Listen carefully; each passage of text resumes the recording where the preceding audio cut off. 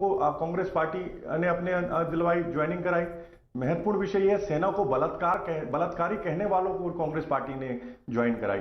तो ये कोई बड़ा विषय नहीं। और आपने जब इस तरीके से, प्रतीक जी बड़ी अच्छी बात कही थी, जब कन्हैया कुमार को अभी सुन रहे थे तो कन्हैया कुमार ने क्या कहा, कांग्रेस एक डूबता हुआ जहाज है। उन्होंने मंच पर बैठ के कहा कि वहां पर अब सबको एकजुट होने की जरूरत है, कांग्रेस डूब रहा है। कांग्रेस ऐसी बात बताई कि राहुल गांधी, क्योंकि अब राहुल गांधी पूरी तरीके से फेल हो गए, हमने देखा जिस तरीके चुनाव के अंदर प्रियंका गांधी को यूपी का काम दिया तो 2 सीट थी यूपी के अंदर, लोकसभा के अंदर वो 1 रह गई, अमेठी भी हार गए, रायबरेली तक सिमट गए। तो अब लेकर आए हैं, क्योंकि अब देखिए जो स्क्रिप्ट थी वो पहले लिखी गई थी जब नारे लगे थे जेएनयू में, राहुल गांधी उनके समर्थन में जाके जेएनयू के अंदर बैठे थे, आपको याद होगा।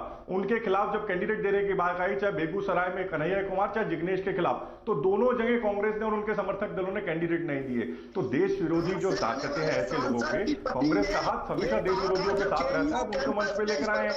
अरे मिर्ची लग गई सर, मुझे पता है कि मुझे बोलने में धैर्य से सुना सर, देश देख रहा है सर। अरे आपको तकलीफ क्यों हो गई, इतना दर्द क्यों हो गया, मेरे को बोलने तो दीजिए, मैंने तो आपको इंटरप्ट नहीं किया। अरे आपको इतना दर्द क्यों हो गया सर? अरे चोर चोर मुसेरे भाई, अरे अब ये तो देखिए, आपको समझ में आ रहा है। ऋषि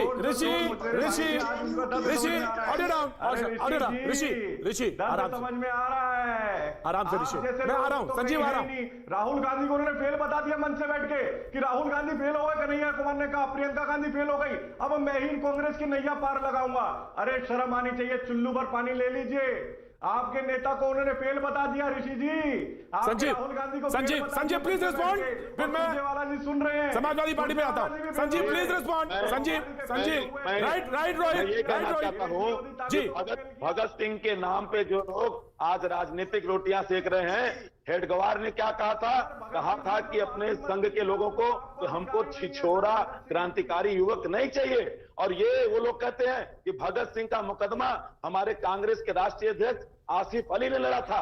हमसे हमारे नेता पंडित जवाहरलाल नेहरू लाहौर की जेल में मिलने गए थे, और ये लोग जो भगत सिंह को छिछोरा कहते थे, जो लोग जिन्ना और सावरकर की राजनीति से देश का बंटवारा करते हैं, वो हमें बताएंगे। जो लोग जम्मू कश्मीर में जाकर के महबूबा मुफ्ती रोहित आ रहा हूं, आपने सुना है कि नहीं सुना है? सरकार का दर्जा उसके साथ सरकार वाले क्या करते हैं, ये हमको बताएंगे। टुकड़े टुकड़े गैंग कौन है, और आज तक सिद्ध नहीं कर पाए। जो लोग पाकिस्तान की मुद्रा के चलन की बात में महबूबा मुफ्ती कहती थी, भारतीय जनता पार्टी से सरकार बनाने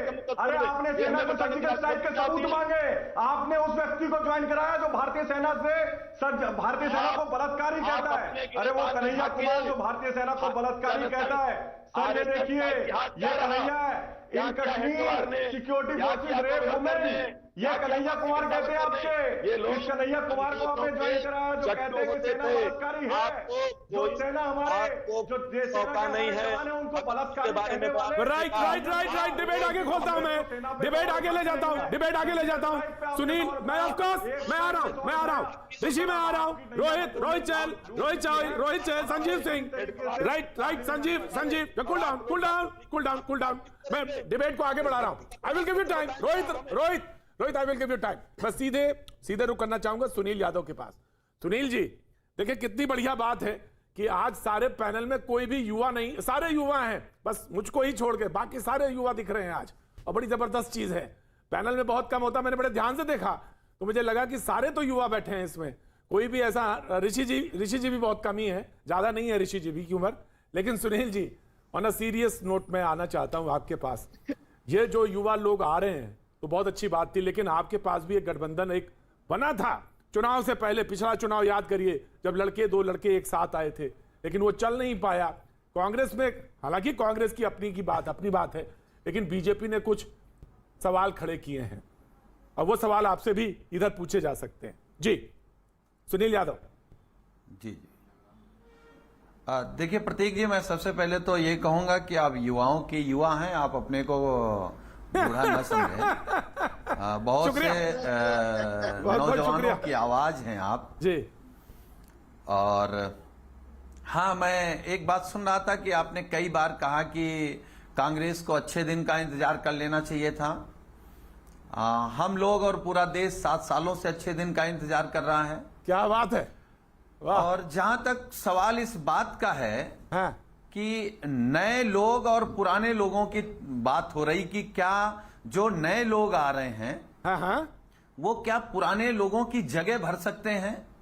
तो मैं आ रहा हूं। मैं जितने रोहित, you have लोगों to को wait. जानता हूं जो रोहित, बहुत wait. बड़े हाँ। देश के नेता हुए, जी जी प्रतीक जी, उनमें सबका अगर आप इतिहास उठाकर देख लीजिएगा जी तो कोई 26 साल में सदन आ गया, कोई 27 साल में आ गया, कोई 30 साल में आ गया, और अभी ये जो आप नौजवान बिठा रखे हैं अपने डिबेट में जी। ये सब 35 से 40 वाले हैं। अच्छा तो इनको ये कह देना कि इस उम्र में आप आए हैं तो आप क्या करेंगे, दूसरे की जगह भरेंगे कि नहीं। हाँ, एक बात जरूर मैं जानता हूं, हाँ अभी पंजाब की भी बात चल रही थी कि कौन आया कौन चला गया। प्रतीक जी, मैं आपकी डिबेट में एक बात बहुत जिम्मेदारी के साथ कह सकता हूं, स्वागत है। जो व्यक्ति विचारधारा से नहीं जुड़ा होगा, किसी दल के, उस दल के कार्यक्रमों से नहीं जुड़ा होगा, तो अच्छी परिस्थितियों में तो वो दल के साथ खड़ा होगा, लेकिन विपरीत परिस्थितियों में वो छोड़ के खड़ा हो जाएगा। इसलिए दूसरे घोड़ों पे नहीं, अपने घोड़ों पे दांव लगाना चाहिए हर पॉलिटिकल पार्टी को। ये दूसरे घोड़े ट्रेनिंग लेकर के आते हैं और कहीं भी चले जाएंगे। रोहित चल कुछ कहना चाह रहे हैं? रोहित चल, इसलिए हमारा ये मानना है, मैं किसी को घोड़ा नहीं कह अपने रहा हूं। घोड़ों पे दांव लगाना चाहिए, दूसरे के घोड़ों पे भरोसा नहीं करना चाहिए। जी रोहित चल, आप अच्छे दिनों पे बात पे कमेंट करना चाह रहे थे। यूपी जी को ये 7 पसंद, यूपी को ये 7 पसंद है, इन्हीं ने लाइन दी थी। आज अच्छी बात है, घोड़े और खच्चर। अब देखिए, घोड़े नहीं है सर, खच्चर है। अब खच्चर इनकी, अब खच्चरों पे आप दाव लगवाएंगे तो क्या होगा? खच्चर तो हमने देखा जिस तरीके से फेल हो गए हैं। नहीं, घोड़े और खच्चर छोड़िए। उसमें नहीं जाते। आपने 7 साल देखिए, 2017 देखिए, अब 17 के बाद से इनको बिल्कुल इनके बुरे दिन चल रहे हैं। और आप चिंता मत करिए सर, आपके 2022 में भी अच्छे दिन नहीं आने वाले हैं, क्योंकि उत्तर प्रदेश की जनता के अच्छे दिन आ गए हैं। योगी राज के अंदर जिस तरीके से वहां पे काम हुआ है, और जो आपके गुंडा राज था वो अब हट चुका है। तो यूपी की जनता का आशीर्वाद और प्रेम जो है वो भारतीय जनता पार्टी के साथ है। एक बात। दूसरी बात देखिए, अभी जब मैं सुन रहा था तो अभी कन्हैया कुमार को, तो कन्हैया कुमार जी बाबा साहेब अम्बेडकर जी की बातें कर रहे थे। देखिए, स्वर्गीय बाबा साहेब अम्बेडकर जी, जिनका आज पूरा देश सम्मान करता है, और आज देश यहां तक पहुंचा, उनके योगदान जितना महत्वपूर्ण है, लेकिन उन्हीं बाबा साहेब अम्बेडकर के खिलाफ कांग्रेस पार्टी ने कैंडिडेट लड़ाया अपना।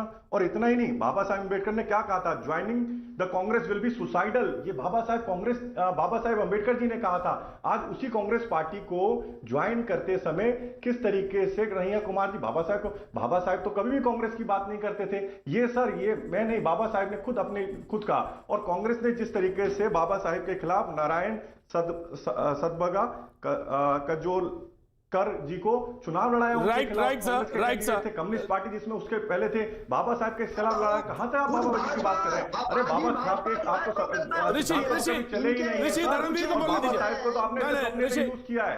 ऋषि धर्मवीर चौधरी साहब को बोलने दीजिए। धर्मवीर चौधरी का टर्न है और बाबा साहब के ऊपर जिक्र हो रहा है। मेवानी